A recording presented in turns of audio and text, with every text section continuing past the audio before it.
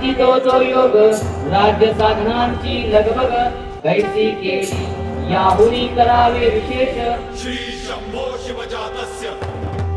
मुद्रा गौरीव राजते यदंसस्य विनो लेखा वर्तते तस्य नो परी प्रसाद होऊनी भवानी आईचा पुरंदरी जणू प्रचंड दुर्ग जन्मला दर्या नभामधून सप्तसागरामधून घोष शंभू शंभू येऊ लागला